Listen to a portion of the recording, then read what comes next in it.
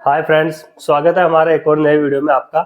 और आज मैं आपके लिए लेकर जो वीडियो आया हूँ उसके अंदर मैं बताने वाला हूँ कि जो 800 वीए से लेकर 1200 वीए तक के सोलर इन्वर्टर होते हैं या नॉर्मल इन्वर्टर होते हैं, या फिर इस रेंज के अंदर 800 वीए से 1200 वीए इवन 1500 वीए तक का भी इन्वर्टर या सोलर के साथ में आप लगाना चाहते हैं, या नॉर्मल इन्वर्टर बैटरी पर आप चार्ज कंट्रोल लगा के यूज करना चाहते हैं, या पे एक नया सेटअप लेना चाहते हैं और आप सोच रहे हैं कि आप उस पर एक इंडक्शन रन करवा सकते हैं, तो आप बिल्कुल भी ये गलत सोच रहे हैं। अब ये गलत क्यों सोच रहे हैं, इस चीज का मैं लाइव प्रूफ दूंगा आपको प्रैक्टिकली करके। और इस वीडियो में मैं बताऊंगा कि हाँ, 800 वीए से लेकर 1200 वीए इवन 1500 वीए का भी अगर इन्वर्टर है तो उस पर पॉसिबिलिटी क्यों नहीं है एक इंडक्शन को चलाने के लिए। क्योंकि हमने कम से कम वोल्टेज वाला 1200 वोल्ट का इंडक्शन से लेकर 2200 वोल्ट तक के इंडक्शन को टेस्ट किया एक हर प्रकार के इन्वर्टर पर। उसके बाद में हमारे पास रिजल्ट निकल कर जो आया और हमने जो देखा उसके अंदर और लोगों की क्या सोच रहती है उसको भी हमने देखा कि हाँ, इंडक्शन को यूज करने को में लोगों की थिंकिंग कुछ थोड़ी सी अलग होती है, जबकि वो मशीन कुछ अलग मैकेनिज्म पर काम करती है। तो सारे कंफ्यूजन इस वीडियो में मैं दूर करूंगा।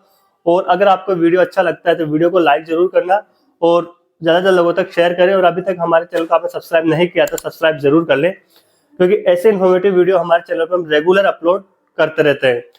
अब मैं वीडियो में आगे बढ़ूं उससे पहले बता दूं कि मैंने 800 वीए का इन्वर्टर जो होता है, अगर हम उसका पावर फैक्टर में निकालूं, यानी कि 0.8 की उसकी पावर फैक्टर माना जाता है, तो 800 वीए का इन्वर्टर ज्यादा से ज्यादा 640 वोट का लोड चला सकता है। और अगर मैं 1200 वीए की इन्वर्टर की बात करूं तो उसका पावर फैक्टर निकाले तो लगभग 960 वाट का लोड वो कैरी कर सकता है। अब बाकी की बातें हम प्रैक्टिकल रूप से करते हुए ही करेंगे और बताऊंगा आपको वन बाय वन करके कि हाँ, क्यों नहीं आप उस पर रन करवा सकते हैं। तो चलते हैं हमारे सेटअप के पास में, जहां पर इंडक्शन के साथ में हमने एनर्जी मीटर वगैरह लगाया है। तो दोस्तों, अब हम हमारे सेटअप के पास देख सकते हैं आपने, अब इंडक्शन में हम लाइट दे रहे हैं। अब लाइट देने के बाद इसको हम ऑन करते हैं, तो आप देखें हमने ऑन किया। अब ये 1300 वोट, 1500 वोट, 1800 वोट, 2000 वोट और 1200, 1000, 800, 600, 300 और 100, मिनिमम वोल्टेज 100 है। तो एक्चुअली क्या है कि जब इंडक्शन कोई भी यूज करता है या फिर कोई खरीदता है तो यूजर ये सोचता है कि हम इसको जितने वोल्टेज पर चलाएंगे उतना ही वोट का ये लोड हमारी इलेक्ट्रिसिटी से कंजप्शन करेगा।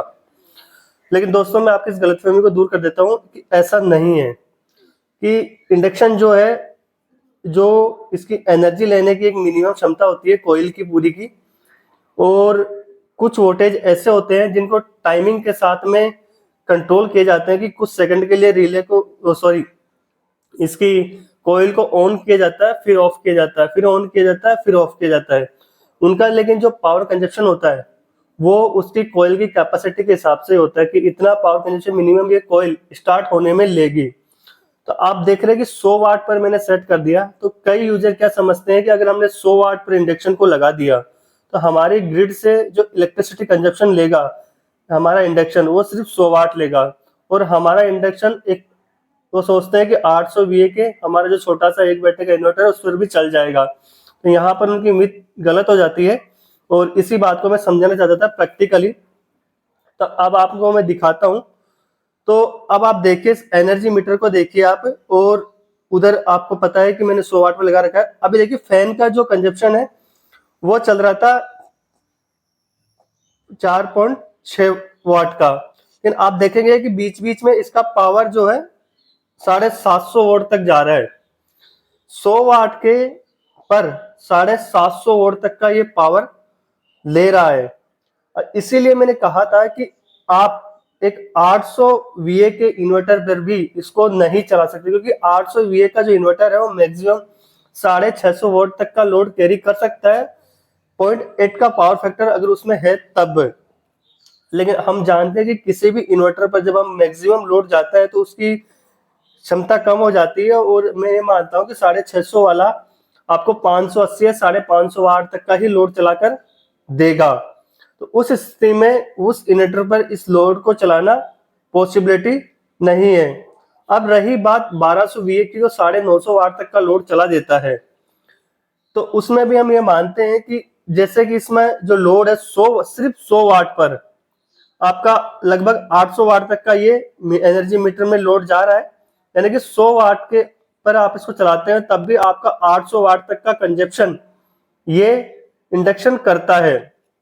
तो अगर हम 1200 VA वाले इन्वर्टर पे भी इसको चलाते हैं तो हमारे साथ होगा क्या कि एक साथ जब उस पर लोड देगा तो उसे ओवरलोड कंडीशन में वो बार बार जाएगा, बार बार ओवरलोड कंडीशन में जाएगा हमारा, उसकी पीसीबी ज्यादा हीट होगी और ज्यादा प्रॉब्लम क्रिएट करेगी, तो उसके खराब होने की संभावना बहुत ही ज्यादा बढ़ जाएगी। और आपको ये भी पता है कि अगर हम इसे 100 वाट पर यूज लेते हैं तो हमारा कोई भी काम पूरी तरह से नहीं होगा, और हमें किसी भी काम को करने के लिए, इसके चाय भी बनानी है इसके ऊपर, तो हमें बहुत ज्यादा समय लग जाएगा। तो कोई भी इसे इतने कम मोड पर यूज नहीं करता है। अगर मैं बात करूं थोड़ी सी 300 वाट की, तो अब 300 वाट पर आप देख सकते हैं कि इसका जो पावर कंजप्शन है, कि हम ये कहें कि हम 300 वाट पर इसको यूज कर लेंगे, तो इसका 300 वाट पर आप पावर कंजप्शन देख सकते हैं। ये आप देखिए 1100 वोल्ट तक का पावर कंजप्शन इसका हो रहा है अब 300 वाट पर, यानी कि ये कोयल की मिनिमम क्षमता है जिस पर ये 300 वाट पर इतना लोड तो स्टार्टिंग होने के लिए कोयल को चाहिए ही चाहिए हीट होने के लिए। तो इस वजह से ये 1200 VA के इन्वर्टर पे भी 960 वाट का लोड कैरी करता है, 1200 VA का इन्वर्टर, उस पर भी ये रन नहीं हो पाएगा, ओवरलोड देकर बंद हो जाएगा। इससे ऊपर अगर आप जाते हैं तो इसका लोड और बढ़ जाता है। इसीलिए मैंने कहा कि 800 VA से लेकर 1200 VA तक के इन्वर्टर्स पर इसे चलाना संभव नहीं है। यहाँ तक कि 1500 VA तक की भी मैं बात करूं तो 1500 VA का इन्वर्टर लगभग 1100 1150 वोल्ट का ही लोड चला पाता है, तो उस पर भी इसको चलाना संभव नहीं होगा, क्योंकि 300 वाट के लोड पर केवल ये 1100 वाट का लोड ले रहा है, तो वो इन्वर्टर भी उसकी पूरी क्षमता पर काम करेगा। अगर उस पर आपका कोई अदर लोड चला हुआ है घर का, तो वो ओवरलोड देकर बीप देकर बंद हो जाएगा और आपका इंडक्शन अच्छे से आप काम नहीं ले पाओगे। तो ऐसे में आपको थोड़ा सा और दिखा देता हूं, जैसे कि मैंने 600 वाट पर कर दिया इसको, तो अब आप देखिए स्टेबिलिटी आती है, 1100 वाट का लोड ले रहा है 600 वाट तक, और थोड़ा सा और बढ़ा देते हैं इसको तो 800 वाट पर भी आप देखिए कि वही 1100 वाट का लोड है। तो यही बात मैं समझाने की कोशिश कर रहा था कि इंडक्शन का वोल्टेज आप जो सेट करते हैं वो सिर्फ एक आइडिया लेने के लिए होता है कि हाँ हमारा इंडक्शन आइडियली इतने पे वर्क कर रहा होगा, ये एक्चुअल नहीं होता है, ये सिर्फ आइडिया लेने के लिए होता है कि हमारा इंडक्शन कितनी वोल्टेज के आसपास चल रहा है। इनकी वोल्टेज खपत ज्यादा होती है और हमें यहाँ पे सिर्फ आइडिया के लिए ये चीज दी जाती है। अब थोड़ा सा मैं आपको बताऊं प्रैक्टिकली, तो ये देखिए अगर मैं 1000 पर करता हूं तो आप देखिए 1260 70 वाट 1280 वाट यानी कि 1300 वाट तक की एनर्जी लेने लगा है। तो पॉसिबिलिटी नहीं है कि आप 800 VA से लेकर 1500 VA तक के इन्वर्टर पर आप इंडक्शन यूज कर सकते हैं। तो आज का ये वीडियो अगर आपको इन्फॉर्मेटिव लगा हो तो चैनल को सब्सक्राइब करना न भूले, वीडियो को लाइक कर दे और सभी लोगों के साथ शेयर भी कर दे जो भी छोटे इन्वर्टर्स पर अगर इंडक्शन चलाने की सोच रहे हैं, तो वो अपना इन्वेस्टमेंट अगर करना चाहते हैं इंडक्शन को से लेकर भी, तो वो ना करें, क्योंकि इंडक्शन वो नहीं चला पाएंगे ऐसे छोटे सिस्टम पर। तो मैं मिलता हूँ नए वीडियो में आपके एक नए एक्सपेरिमेंट के साथ में। तो बाय दोस्तों।